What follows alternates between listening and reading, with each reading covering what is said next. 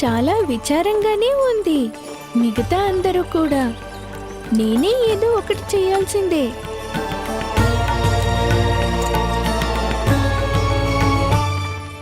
అమ్మా, మనం ఎక్కడికి వెళ్తున్నాం? బృందావనం. బృందావనమా? వనానికి ఎందుకు వెళ్తున్నామమ్మా? అక్కడేం చేస్తాం మనం?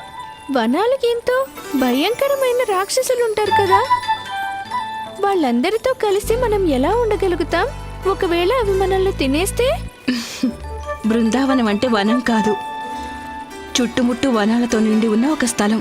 మరప్పుడు దాన్ని బృందా అని లేదా బృందాస్థలం అని అనాలి కదా. ఎంత తెలివైనవాడు నా కన్నయ్య. బృందావనమైన మీ చరణం తాకగానే అది దామంగా మారిపోతుంది.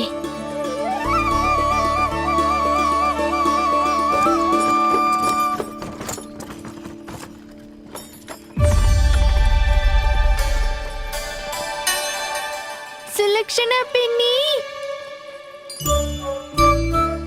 బృందావనంలో రేగిపళ్ళు దొరుకుతాయి. మీరు దొంగతనంగా ఏం తెంపుకుంటారు?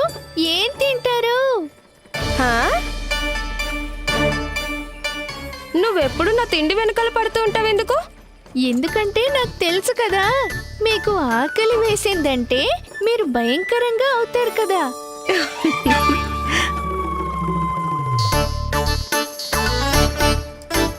సావిత్రి, కస్తూరి, బృందావనం ఇది.